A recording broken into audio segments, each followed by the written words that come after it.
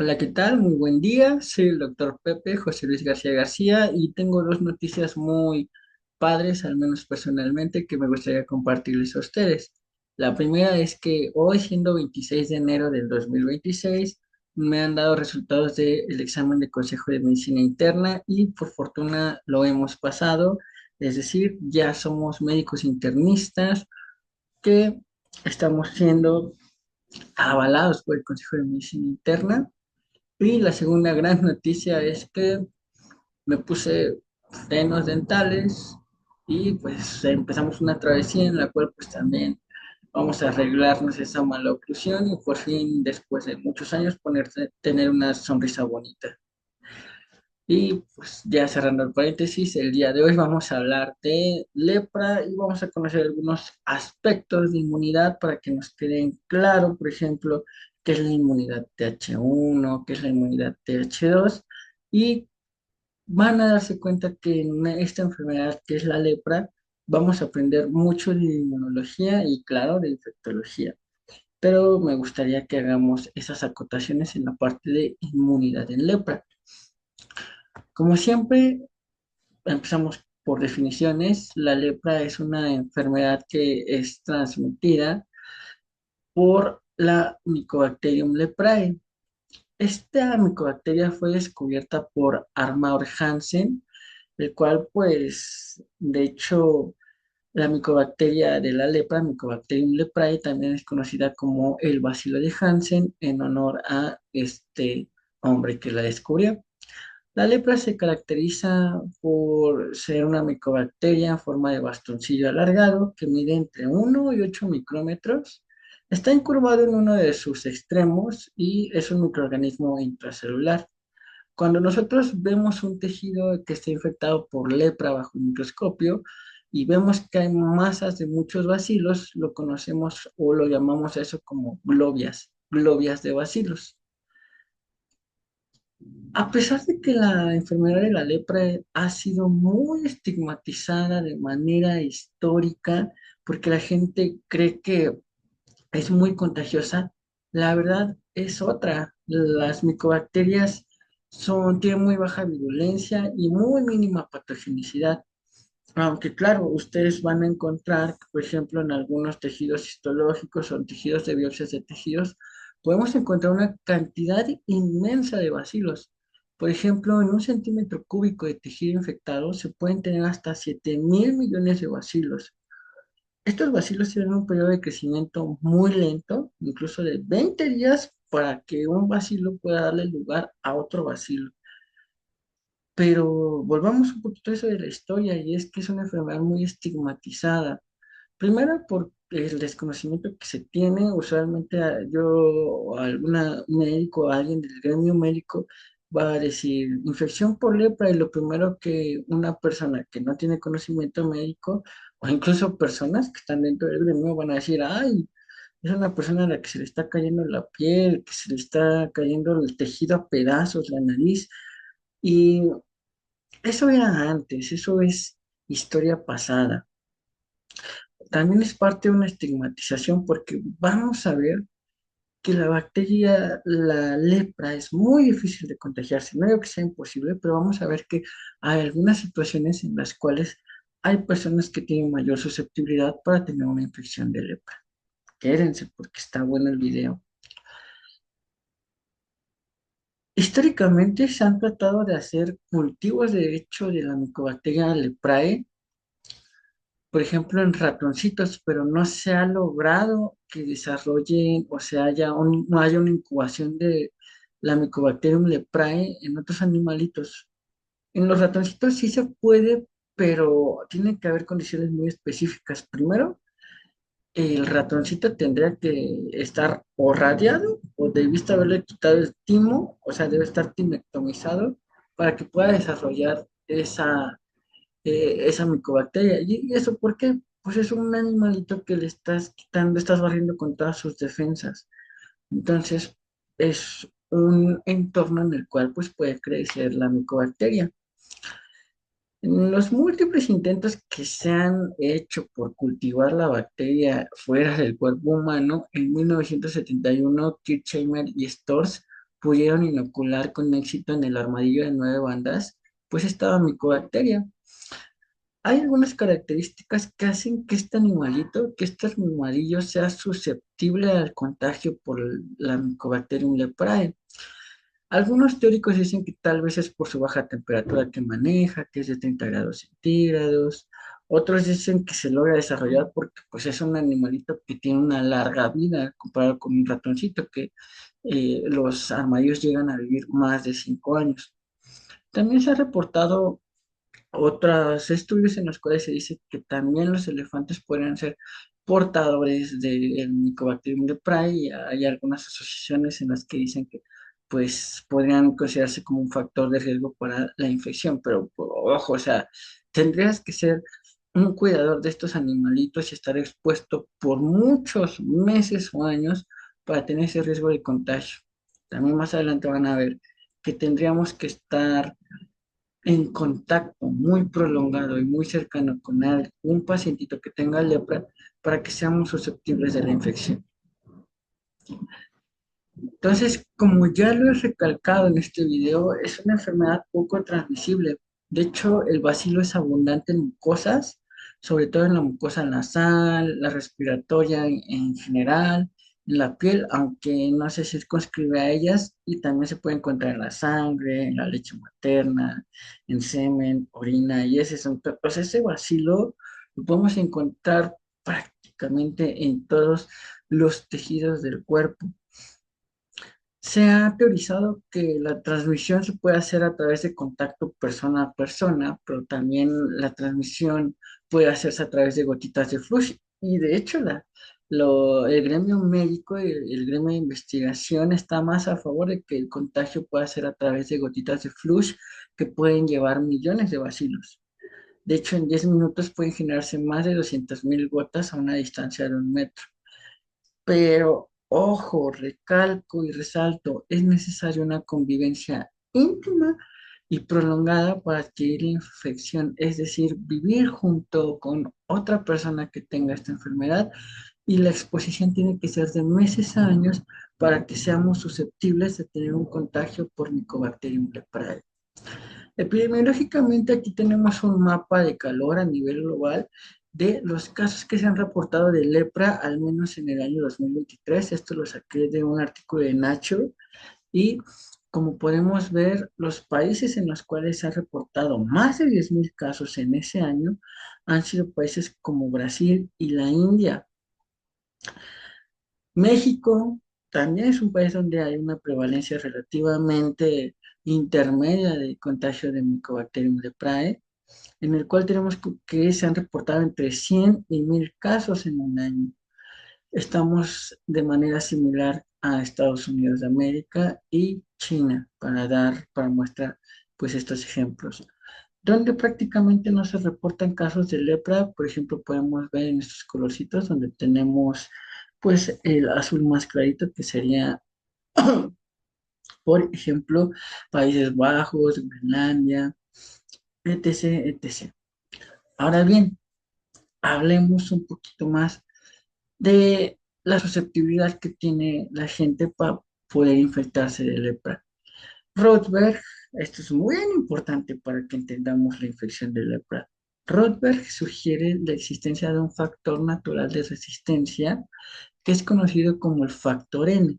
Él sugiere que el 5% de los humanos tenemos factor N y solo el 5% no lo tiene.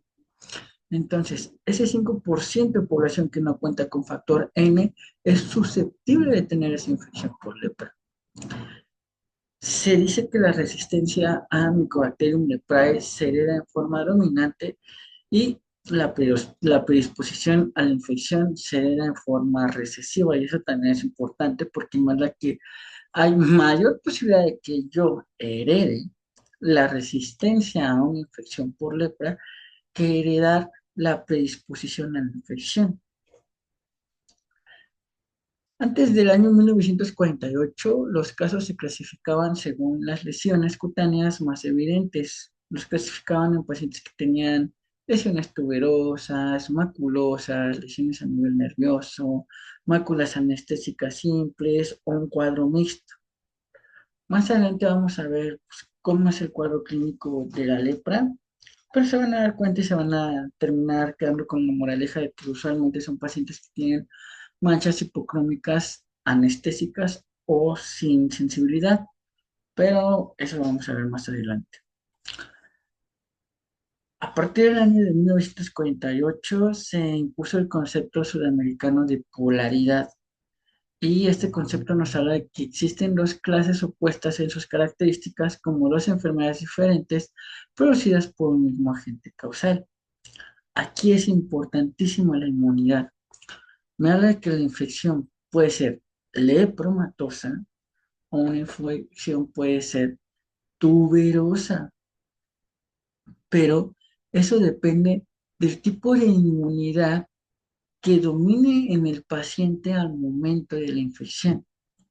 Si el paciente tiene una inmunidad celular que no está comprometida y que actúa de forma adecuada, el paciente va a tener una variante del lepra tuberosa.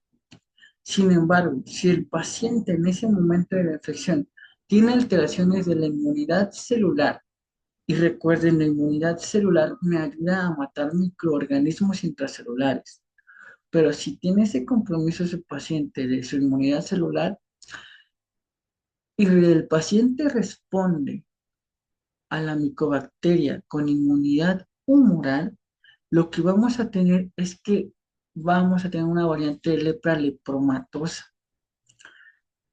En la variante tuberosa, usualmente la consideramos como paucivacilar porque nuestras defensas están matando a esos microorganismos intracelulares de la lepra, dejando pocas lesiones. Pero cuando hay respuesta humoral, acuérdense que la respuesta humoral es una respuesta mediada por anticuerpos, por eosinófilos, diaperisis, etcétera, etcétera. Aquí no vamos a tener de manera eficaz la destrucción de los bacilos. Entonces, no vamos a estar en un concepto de una variante paucivacilar. De hecho, vamos a tener una replicación aumentada y acelerada de los bacilos de Hansen en las personas que tienen una respuesta humoral. Y secundario a ello, los pacientes van a tener más lesiones cutáneas porque es una respuesta inflamatoria a una inmunidad inadecuada, tratando de matar a un microorganismo que no podemos eliminar, pero reclutamos mayores factores de inflamación, lo que nos va a desencadenar en una inflamación periférica visible, cutánea y dolorosa. Esas son las lesiones de los pacientes que tienen lepra lepromatosa. Aquí podemos ver algunos ejemplos, o más bien esas dos variantes de cómo se ve la inmunidad innata cuando el paciente tiene una respuesta de tipo TH2, que es esa respuesta humoral, que sería esta, cuando no hay una capacidad de, en realidad, aniquilar al microorganismo y cuando sí tenemos la capacidad de aniquilarlo.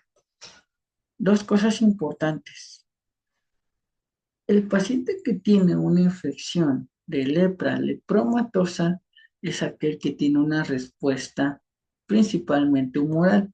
La respuesta humoral es una respuesta de tipo celular TH2, es decir, donde los linfocitos TH2 van a recalcar porque van a ser los principales en actuar y los TH2 promueven pues la producción de anticuerpos sin generar una producción de inmunidad de tipo celular. La inmunidad de tipo celular al contrario se va a ver, mm, ¿cómo decirlo? Fomentada cuando tenemos una respuesta celular tipo TH1, donde actúan los macrófagos, donde actúan los linfocitos, donde no es humoral, donde sí tengo una destrucción intracelular. ¿En qué casos lo va a tener? En los pacientes que tienen lepra tuberosa. Entonces, paciente con lepra tuberosa tiene una respuesta inmunológica de tipo TH1, de tipo celular, en la cual vamos a tener poquitos vacilos en los tejidos afectados, porque nuestra respuesta inmune es adecuada. Adecuada, hablando someramente porque recuerden que tenemos esa susceptibilidad del factor N, pero tenemos una respuesta adecuada tratando de matar a esos bacilos. ¿Y cómo vamos a saber que nuestro paciente tiene una respuesta tuberosa, una adecuada respuesta celular, TH1? Porque cuando yo haga la reacción de Mitsuda me va a salir positiva, porque estoy teniendo una memoria inmunológica relativamente adecuada. Y aquí podemos ver esas variantes a nivel celular. Entonces, pues ya saben, tenemos tanto la inmunidad adaptativa como la inmunidad innata que se ponen en juego durante la infección por lepra. Vamos a hacer un poquito más el ejemplo. Aquí vamos a tener que nuestra respuesta celular va a promover autofagia. Disminuye un poquito la fagocitosis, disminuye el hierro intracelular, pero también vamos a tener que los macrófagos van a liberar interferón, interleucina 6, interleucina 1 beta. Todas estas me van a ayudar a la respuesta celular. La Mycobacterium leprae tiene una gran afinidad a las células de Schwann y las células de Schwann cuando están en contacto con la micobacteria de la lepra producen factores de necrosis tumoral, interleucina 5, interleucina 12 e interleucina 1 beta. Este es el ejemplo en el cual hay una inmunidad innata y celular relativamente intacta, que matan prácticamente a la lepra. Del otro lado, en la lepra lepromatosa, quedan vivas las micobacterias de lepra. Nuestro macrófago va a responder liberando interleucina 10, 4 y 13. Estas interleucinas son inmunorreguladoras, promueven fagocitosis, promueven el aumento de hierro intracelular, aumentan el metabolismo lipídico, generan esferocitosis y en la célula de Schwann se van a liberar interleucinas 10, 4, 13 y factor de crecimiento beta. Interleucina 4, interleucina 3, interleucina 5 me van a promover que haya mayor reclutamiento y diferenciación de eosinófilos y también mayor reclutamiento y diferenciación de de células que producen anticuerpos, que en este caso serían los linfocitos B. ¿Sale? Mucha inmunología, estamos viendo mucha inmunología, espero que queden claras algunas cosas, si no pueden dejar los comentarios acá y vamos a tratar de hacerlo más clarito. Aquí tenemos otro ejemplo de esa clasificación inmunológica de la lepra. Entonces acuérdense que consideramos que existen dos tipos polares que son inmutables y estables. Pero también existen dos grupos que son unos subgrupos de principio indeterminado o dimorfo. ¿Qué es lo que pasa cuando están más cerca de un polo? Ya puede ser del polo lepromatoso, que las llamamos como borderline lepromatosas, o cuando están más cerca del polo tuberoso, las llamamos borderline tuberculoide o tuberoso. Y también podemos tener la borderline intermedia, que es pues, prácticamente que está en el centro y es muy difícil de diferenciar entre qué polo está más cerca de la respuesta una de otra. Ahora bien, si el paciente está en un borderline, pero tiene una reacción reversa, es decir, cuando la inmunidad celular se activa, hablamos que el paciente tiene una reacción de reversa. Pero cuando nuestro paciente borderline se inclina más hacia una respuesta lepromatosa, habla de una respuesta de degradación, es decir, la respuesta celular disminuye, aumenta la humoral y me va a generar más lesiones. Estas son respuestas agudas de lepra que necesitan tratamiento agudo. Vamos a ver más adelante cómo se tratan los casos agudos de lepra. O sea, trato la infección, pero el paciente no está exento de pasar a ser un paciente con una lepra con respuesta de reacción de reversa, es decir, donde se activa la inmunidad celular con mayor fuerza o una respuesta de degradación donde aumenta más la inmunidad humoral. Ahora bien, ¿cómo clasificamos los casos? Nosotros usamos parámetros para clasificar un caso de lepra, que son los parámetros clínicos, vaciloscópicos, inmunológicos e histopatológicos. Aquí en esta tabla podemos ver las diferencias de un caso lepromatoso, tuberculoide, indeterminado y dimorfo. Pero para entenderlo un poco mejor, vamos a hacer énfasis en cómo se ve la actividad de la enfermedad en un paciente con lepra lepromatosa y un paciente con lepra tuberculoide. Y en realidad es que la infección en un paciente con lepra lepromatosa suele ser sistémica e incluso afectar a múltiples órganos y podemos encontrar pues una proliferación mayor, hay mayor cantidad de bacilos en todos los tejidos de estos pacientes. Recuerden, a pesar de que tienen muchos bacilos en los tejidos, la capacidad de que ese paciente nos transmita la enfermedad es bajita porque es muy poco virulento. Hay, no hay reacción leprosa en realidad. El paciente se considera relativamente infectante a comparación de un paciente con lepra tuberculoide. Aquí el paciente va a tener una respuesta de mixura, una reacción de mixura negativa. Ahondemos un poquito en por qué el paciente con lepra lepromatosa tiene reacción de Mitsuda negativa. Es importante recordar, lepra lepromatosa se da en un paciente que tiene una respuesta inmunológica celular T de tipo TH2, es decir, una respuesta mediada por anticuerpos, por eosinófilos, mayor reclutamiento de eosinófilos, células cebadas, etc., pero no tenemos una capacidad de destrucción intracelular de las micobacterias, porque en las respuestas celular TH2 actúan más los anticuerpos. Los anticuerpos no tienen la capacidad de destruir al bacilo de la lepra.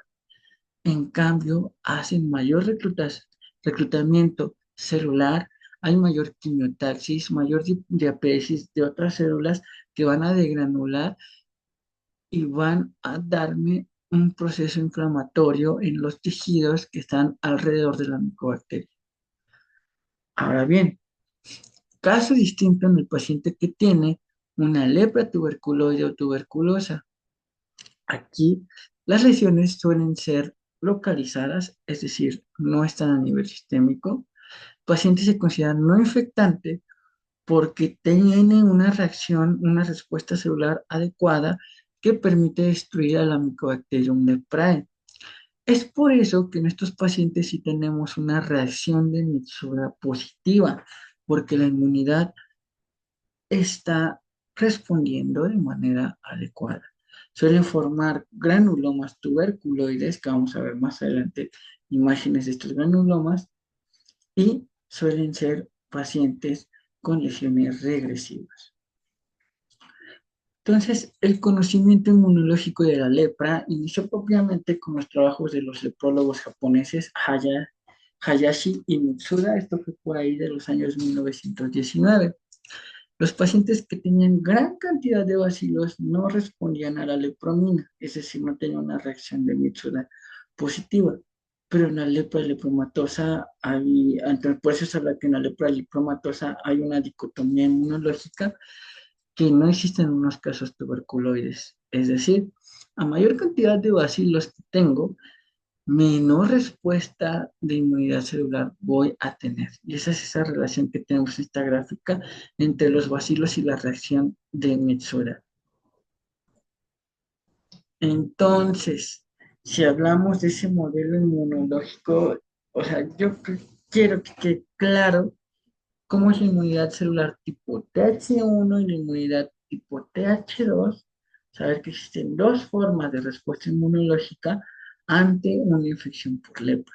Entonces, como moraleja nos puede quedar esto para que se nos encienda el foco. En las enfermedades producidas por micobacterias, hongos y algunos virus, el mecanismo inmunológico necesario para la defensa contra estos agentes patógenos es el conocido como respuesta celular timo dependiente mediada por linfocitos T. mientras que la respuesta humoral se medía por anticuerpos. La respuesta humoral, como ya lo hemos analizado antes, no solo es insuficiente, sino que también puede ser perjudicial para el paciente porque puede generar lesiones un poquillo más graves. Ahora, ya que conocemos las forma inmunológica, la fisiopatología de la infección de lepra lepromatosa y lepra tuberculoide, veamos clínicamente cómo se ve cada una. Entonces, los casos lepromatosos se dan por respuesta humoral a una infección por Mycobacterium leprae. Usualmente los pacientes para desarrollar lepra lepromatosa deberían tener una incubación de la micobacteria que va de 5 a 6 años. Va a ser imposible que ustedes vean a niños menores de 5 años con casos de lepra lepromatosa, porque, insisto, se tuvo que haber tenido una incubación de al menos 5 a 6 años para que el hospedero desarrolle datos clínicos de la enfermedad. En la piel vamos a ver que hay elementos circunscritos y diseminados. Existen nódulos, como en la lepra lepromatosa nodular. Los nódulos son de todos tamaños, pueden ser finos como la punta de un alfiler o gigantes. Pueden ser aislados o confluentes. Pueden tener una superficie lisa, dura y firme. Se pueden encontrar en la cara, en la región superciliar, interciliar, en las mejillas, nariz, pabellones auriculares, el tronco por ambas caras, es decir, a nivel torácico y a nivel de la espalda. También podemos tener lesiones en extremidades, en todas las caras, las extremidades, en codos y rodillas. Y es muy característico que los pacientes también tengan alopecia ciliar, es decir, no tengan cejitas, porque pues eso es secundario al crecimiento de las micobacterias dentro del folículo. Los nódulos pueden ulcerarse cuando son muy grandes y deforman la región, produciendo en la cara la conocida facie leonina. Ojo, hay facies leoninas que no son ocasionadas por la lepra, como la leishmania, linfomas, histiocytosis nodular, en las cuales, pues al final del día tenemos una respuesta inmunológica tipo TH2 muy similar a la de los casos lepromatosos. Ya nos está quedando un poquito más, nos está cayendo un poquito más el 20, no solo la inmunología en la lepra, sino también en otras enfermedades. También los pacientes pueden tener, y esto es muy importante, manchas eritematosas o hipocrómicas, suelen ser mal definidas, circulares de bordes eritematosos, que suelen ser anestésicas, es decir, no tienen sensibilidad. Y al involucionar pueden dejar zonas atróficas o cicatrices. Aquí tenemos unos ejemplos de lepromatosis difusa, también conocida como lepromatosis difusa de Lucio y la TAPI. Esto porque primero en 1800 fue descubierta por la TAPI y después fue redescubierta teóricamente por Lucio. Aquí podemos ver que hay una respuesta celular. La incubación suele ser un poquillo más corta, una incubación de 8 a 9 meses. En la piel pues se infiltra la Mycobacterium leprae y puede tener esta apariencia de una piel lisa, brillante y turgente, lo que suelen conocerse como fase suculenta. Con el tratamiento o el simple paso del tiempo, toma un aspecto seco, plegado, escamoso, atrófico, que es la fase atrófica terminal de la lepromatosis difusa.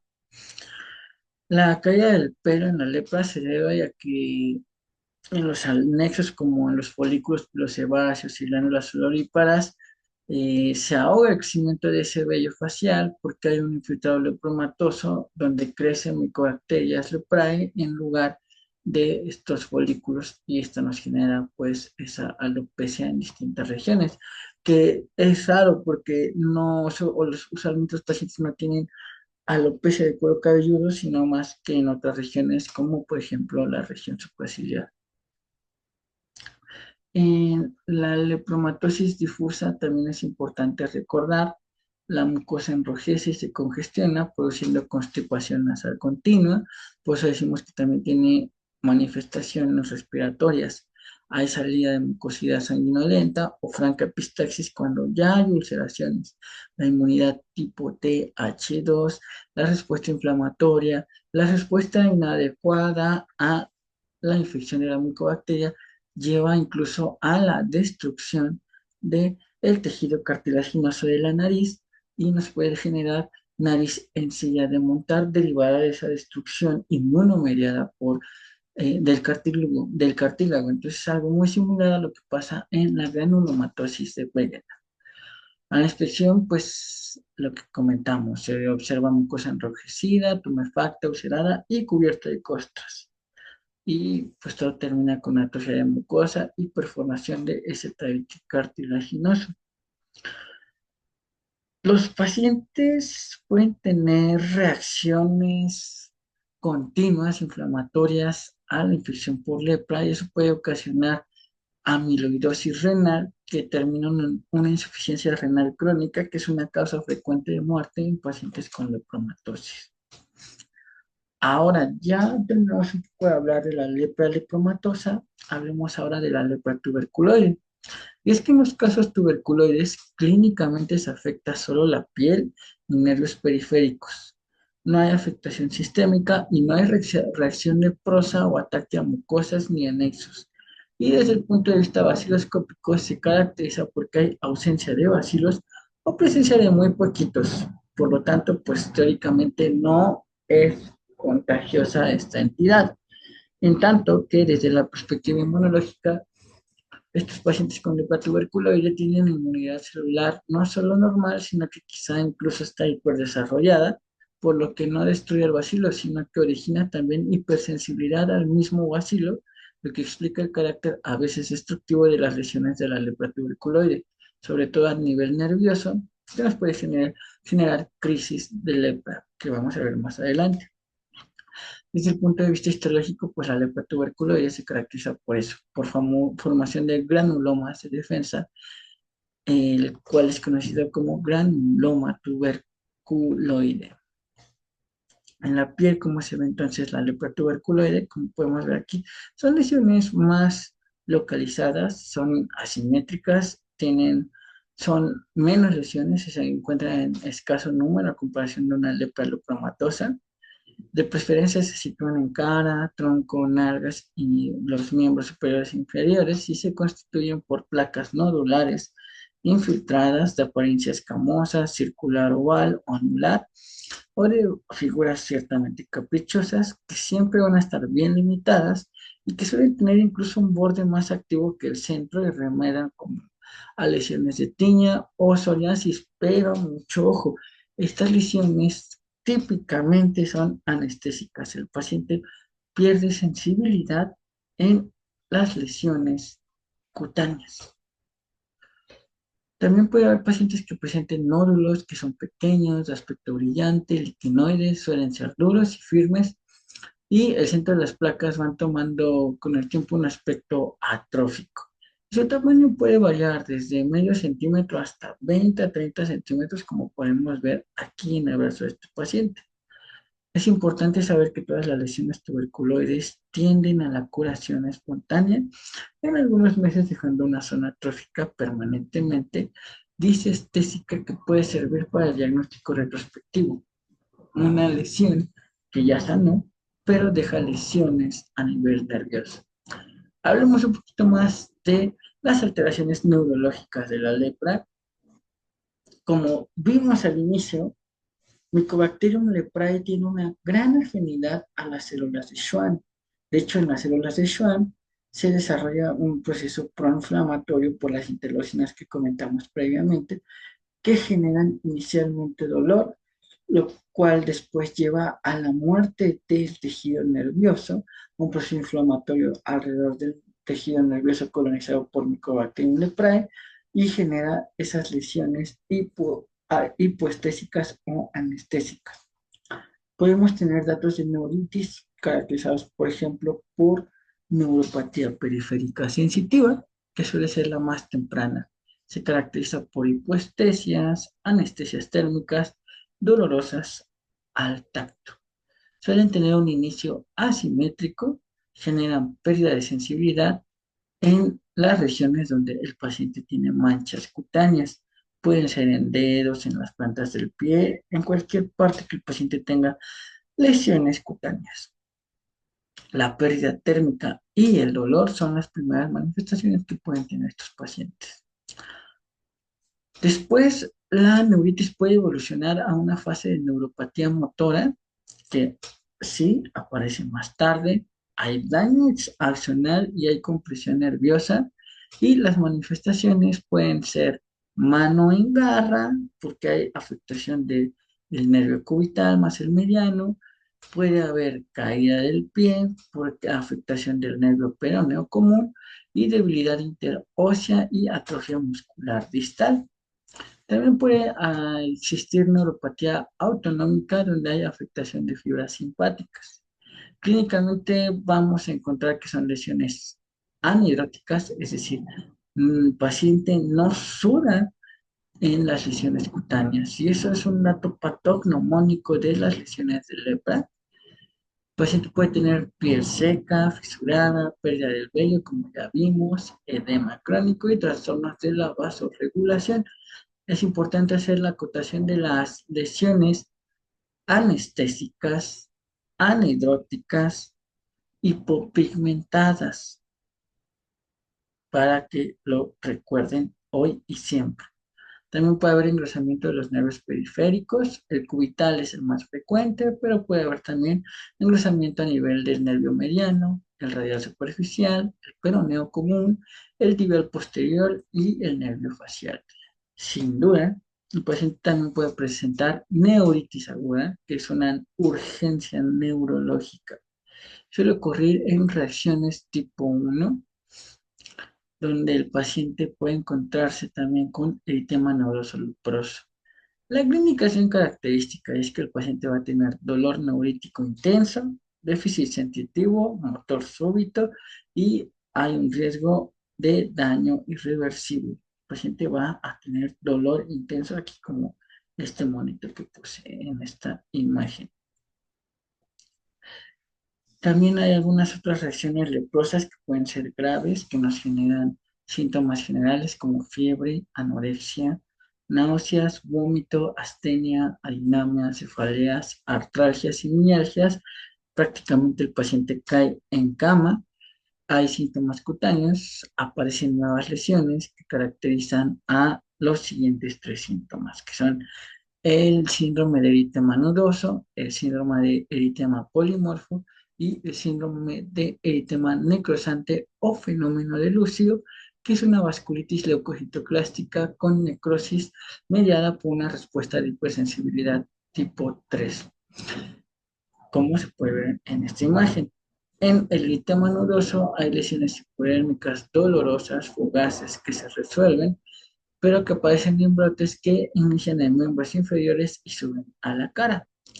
El eritema polimorfos también son lesiones dolorosas, generan ampollas que pueden tener un aspecto de tiro al blanco.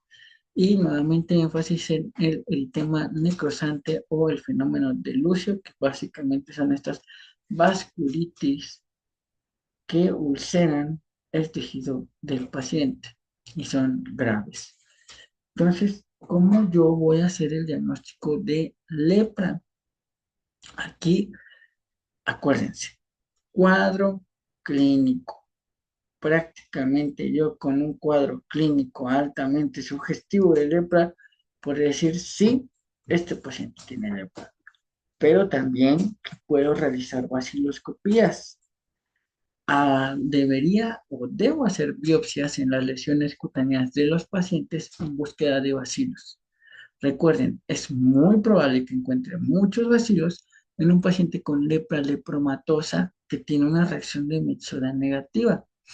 Y es muy probable que incluso no encuentre bacilos en un paciente que tiene reacción de Mitsuda positiva con una lepra tuberculoide o tuberosa.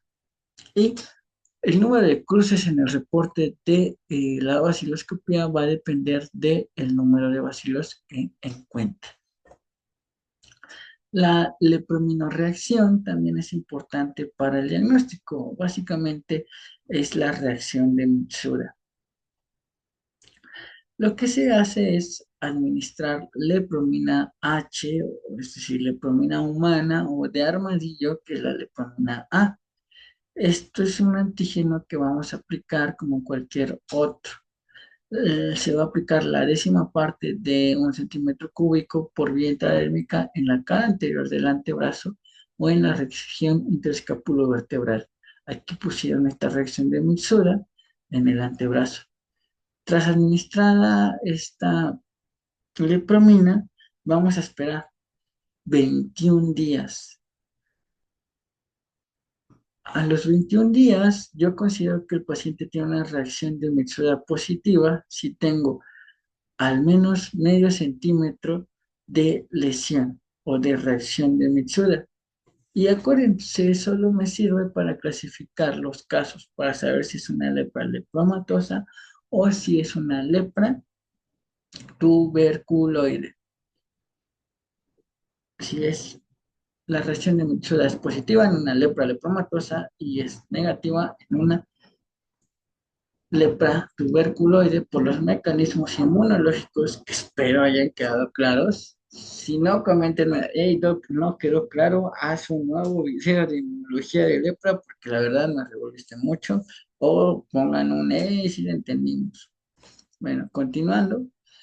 Es importante la histopatología, ya bien lo comentábamos, el estudio de biopsia tomada de piel, de nervios periféricos y órganos como hígado, riñón o ganglios linfáticos tiene mucho valor para el diagnóstico de certeza de lepra y la clasificación de los casos.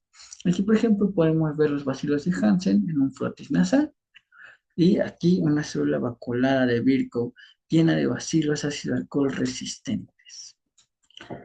Ahora sí, lo que todos estábamos esperando, el tratamiento. Para el tratamiento es indispensable que yo haya clasificado a un paciente. Si mi paciente tiene una lepra paucibacilar, el tratamiento es menor. La paucibacilar es la lepra tuberculoide, la respuesta inmunológica tipo TH1, la que sí responde, donde hay poquitos bacilos. Aquí el tratamiento dura 6 meses. Se va a administrar rifampicina, 600 miligramos cada mes. Y se tiene que supervisar que el paciente se tome esa rifampicina, muy similar al tratamiento de la lepra. Solo que aquí la administración de rifampicina es una vez al mes por 6 dosis hasta completar 6 meses.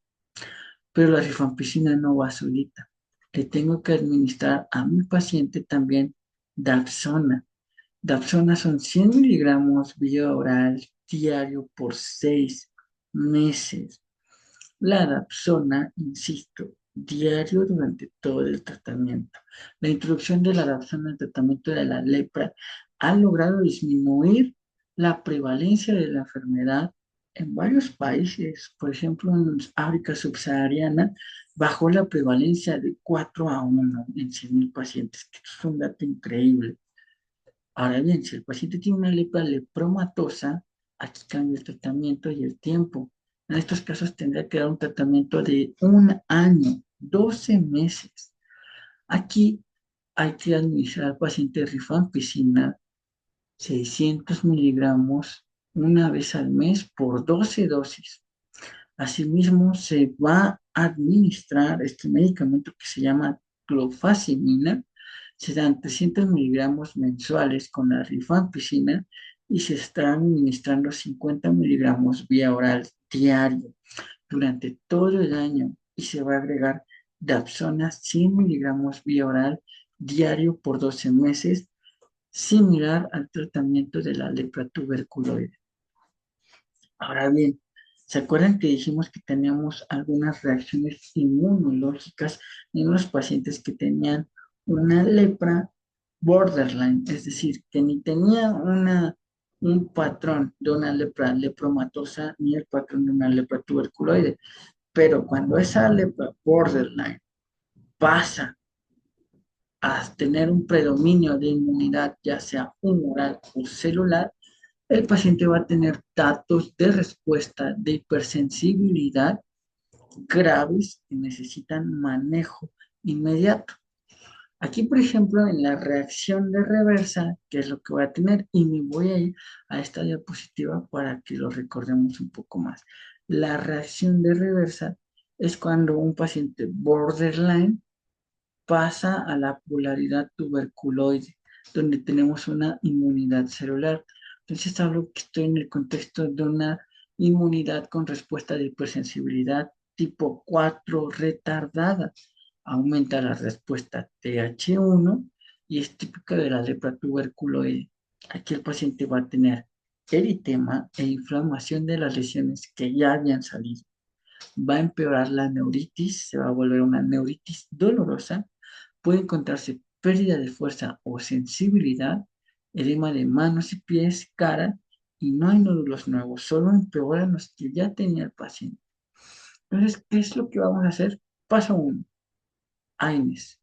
Por ejemplo, ibuprofeno. Se indica reposo y se indica vigilancia neurológica. Vigilancia estrecha. Vigilancia estrecha. Si el paciente tiene un cuadro moderado a grave, es decir, cuando hay neuritis, mucho dolor y riesgo de secuelas, es decir, riesgo de pérdida de la función neurológica, le podemos dar al paciente prednisona en dosis de 1 mg/kg día. Se va a mantener esa dosis por un mes a un mes y medio y se va a dar una disminución progresiva, un tapering lento. Esto con el objetivo de prevenir el daño nervioso irreversible. También tenemos la otra reacción, la que va al otro lado, que es la reacción de tipo 2, que es un eritema anuloso leproso. Aquí el borderline va a tener una predisposición a una respuesta de lepra lepromatosa. Borderline va a tener una respuesta de inmunidad TH2. Va a haber un predominio de inmunocomplejos. Entonces, hablamos de que es una respuesta de hipersensibilidad tipo 3. Se depositan los inmunocomplejos y esto es casi exclusivo de la lepra lepromatosa, pero sucede también cuando un borderline termina haciendo esta respuesta de hipersensibilidad tipo 3 y pasa a convertirse en esta famosa reacción de reactivación o degradación más bien. Entonces, es una respuesta de degradación. Aquí, el tratamiento es muy parecido. Podemos brindar AINES al paciente, pero también se puede dar tratamiento con el esteroide si hay compromiso sistémico y se ha demostrado que estos pacientes responden súper bien a la talidomida. Es la primera línea en estos casos de un eritema nodoso leproso, pero mucho ojo, está contraindicado en pacientes embarazadas. Ahora bien, ya les dije, ya les comenté, muy difícil que tengamos contagios de pacientes con lepra.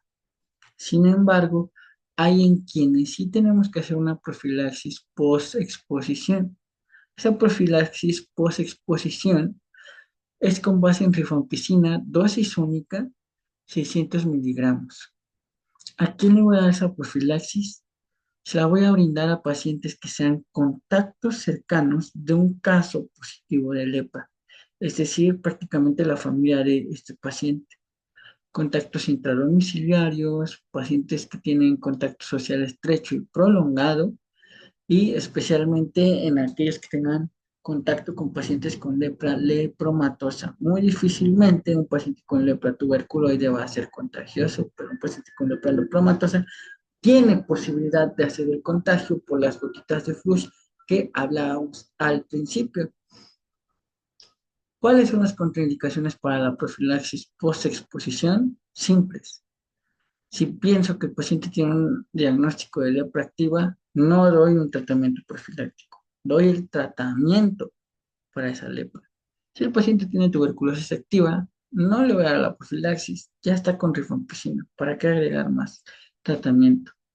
El embarazo es controvertido, el tratamiento usualmente se va a evitar que les demos esa profilaxis, sino hasta que termine el embarazo para valorar la profilaxis posexposición. Pacientes que tienen insuficiencia hepática grave, Child-Pugh y en pacientes menores de 2 años, a estos no les doy o suelo no indicar una profilaxis. La profilaxis no sustituye la vigilancia clínica y el seguimiento de contactos al menos en los siguientes 5 años buscando estas manchas hipoestésicas hipocrómicas anhidróticas. Y bueno, hasta aquí con la clase del día de hoy. Espero les haya agradado mucho y pues nada, les mando saludos, bendiciones y un gran abrazo. Chao, chao.